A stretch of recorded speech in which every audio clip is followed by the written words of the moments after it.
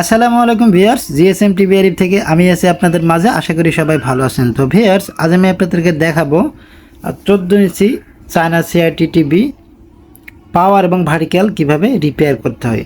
তো ভিউয়ার্স, আমার ভিডিওটি যদি ভালো লাগে তাহলে আপনারা অবশ্যই একটা লাইক করবেন এবং সাবস্ক্রাইব করে বেল আইকনটি বাজিয়ে দিবেন। তো ভিউয়ার্স, দেখুন আমি টিভি সিআরটি বোর্ডটি সম্পূর্ণ খুলে নিয়েছি। এখন আমি আপনাদেরকে দেখাবো আমি এটা কিভাবে রিপেয়ার করি। তো সর্বপ্রথম আমি বোর্ডটাকে একটু ব্রাশ দিয়ে পরিষ্কার করে নিলাম। এখন আমি ভোল্টেজটা পরিমাপ করে দেখব। তো আমরা ভি প্লাসটাকে মেপে দেখব।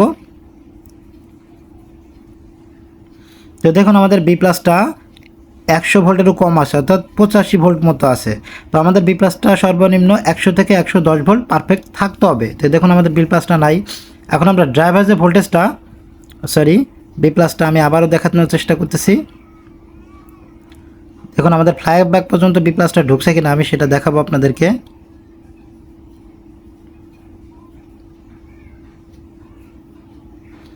দেখুন আমাদের বি প্লাস রেজিস্ট্যান্সের উপরে গেছে এবং ফাইনালি ফ্লাইব্যাক পর্যন্ত আমাদের 85 ভোল্ট আছে। তো আমাদের বি প্লাসটা কম। এখন আমরা দেখব আমাদের যে ড্রাইভার ভোল্টেজটা যে 24 ভোল্ট এটা আছে কিনা। দেখুন আমাদের দ্বিতীয় ডায়োড যে ড্রাইভার ভোল্ট আমাদের 24 ভোল্ট নেই, এখানে আমাদের অনলি 20 ভোল্ট মতো আছে। তো এবং সিস্টেম যে 12 ভোল্ট সেটাও নয়, 9 ভোল্ট মতো আছে। আমি আপনাদেরকে দেখাচ্ছি। দেখুন সিস্টেমে যে 9 ভোল্ট মাত্র 8 ভোল্টেরও কম আছে এবং সাউন্ডে 12 ভোল্টের বেশি থাকতে হবে, সেখানে মাত্র 9 ভোল্ট আছে। অর্থাৎ আমাদের সমস্ত ভোল্টেজগুলো আমরা কম দেখতে পাচ্ছি। চ্যানেল বক্সে যে 5 ভোল্ট দেখুন আমি আপনাদেরকে দেখাই।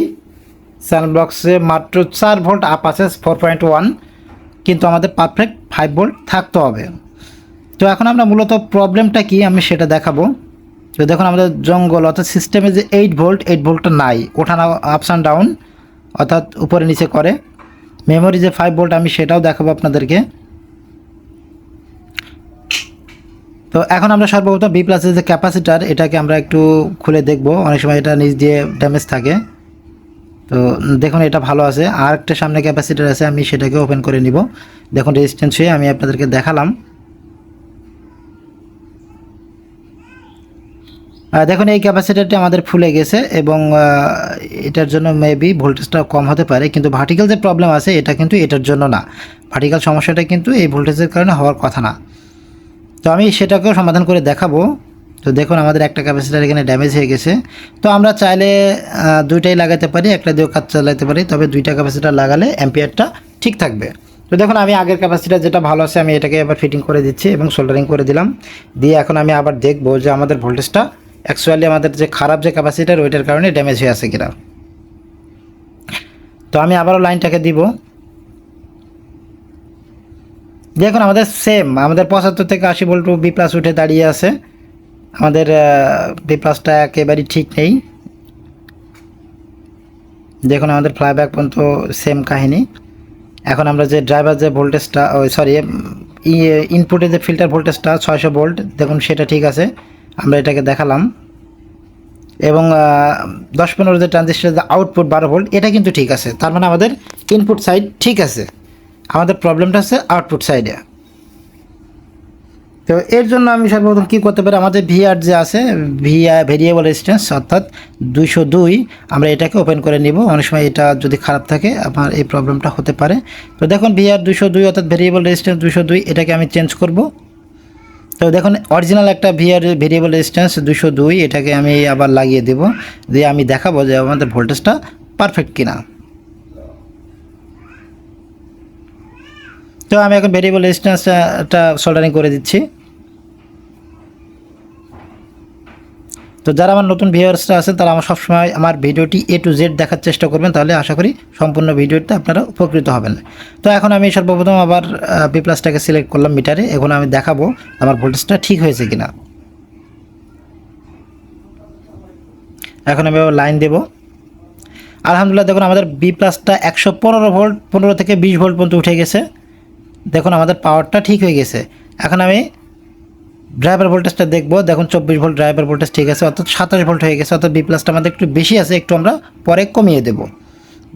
এবং সিস্টেমটা 12 ভোল্ট পারফেক্ট আছে এবং সাউন্ডের যে 12 ভোল্ট সেটাও ঠিক আছে, অর্থাৎ এভরিথিং ভোল্টেজ ইজ ওকে। তো আমি এখন চ্যানেল বক্সে আপনাদেরকে দেখানোর চেষ্টা করব। দেখুন 5 ভোল্ট দেখুন পারফেক্ট 5 ভোল্ট 5.1, এটা ঠিক আছে আমার যেহেতু অ্যানালগ মিটার।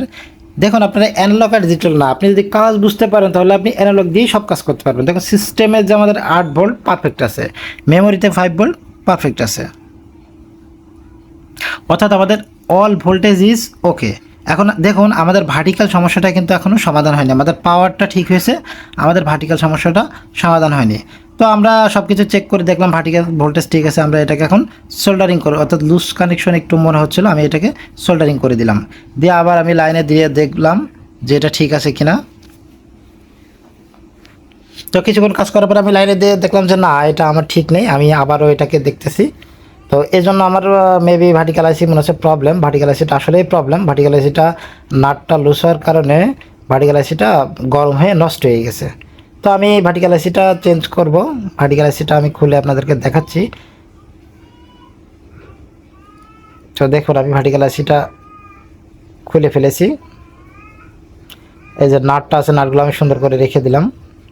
তো এখন আমি ভার্টিক্যাল আইসিটা সম্পূর্ণভাবে খুলে, ভার্টিক্যাল আইসিটার নাম্বারটা হচ্ছে আপনার LA780-401 অথবা 78040 আপনার লাগাইতে পারেন। তো আমি একটা নতুন একটা ভার্টিক্যাল আইসি আমি লাগিয়ে দিলাম, লাগিয়ে দেওয়ার পরে আমি দেখবো আমার সমস্যাটা সমাধান হলো কি না। তো আপনারা আমার একটু সাথেই থাকুন। তো ভিডিওটি লং হওয়ার সাথে আমি ভিডিওর স্পিডটা একটু বাড়িয়ে দিয়েছি, আপনারা আমার সাথেই থাকুন।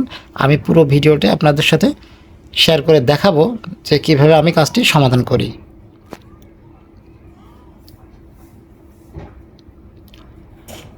তো দেখুন আমি আবার সোল্ডারিং করে দেব।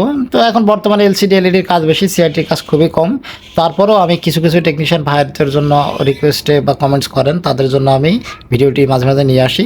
তো আপনারা বেশি বেশি কমেন্টস করবেন যদি এই ধরনের ভিডিও পেতে চান। তো দেখুন আমার যে এখানে ভার্টিক্যাল যে আউটপুট যে ডায়োডটা আছে, এই ডায়োডটাও খারাপ, আমি মাপ দিয়ে আপনাদেরকে দেখাতে ভুলে গেছি। তো আমি আরেকটা ডায়োড লাগিয়ে দিলাম। তো লাগিয়ে দেওয়ার পর আশা করি আমাদের সমস্যাটা সমাধান হয়ে যাবে। আমি পুরো কাজটি প্রসেসিং করে আপনাদেরকে দেখাবো।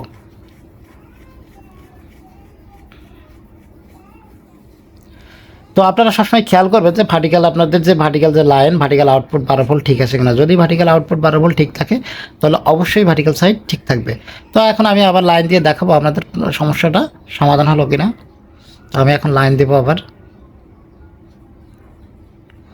এবং মিটারটা B+ আমরা মেপে দেখব।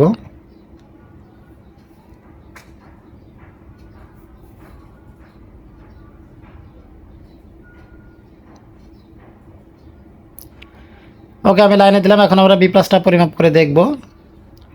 দেখুন আমাদের B+টা এখন ঠিক আছে, এবং ড্রাইভার যে ভোল্টেজ 24 ভোল্ট অর্থাৎ ভার্টিক্যাল ভোল্টেজ, আমাদেরকে সেটাও দেখতে হবে। ও আমরা একটু ফ্লাইব্যাকে দেখলাম যে ঠিক আছে কিনা। হ্যাঁ, ফ্লাইব্যাক পর্যন্ত আমাদের ভোল্টেজটা ঠিক আছে। এখন আমরা ড্রাইভার, দেখুন আমরা ড্রাইভার সেকশনে সরাসরি দেখলাম 24 ভোল্ট ঠিক আছে। এখন আর ভার্টিক্যাল ভোল্টেজ 24 ভোল্ট ঠিক আছে। আর সিস্টেম 8 ভোল্ট বা 12 ভোল্ট ইনপুট সব ঠিক আছে, সাউন্ডে 12 ভোল্ট ঠিক আছে। তো আলহামদুলিল্লাহ আমাদের কাজটি হয়ে গেছে। সবাই ভালো থাকবেন, ধন্যবাদ, আসসালামু আলাইকুম।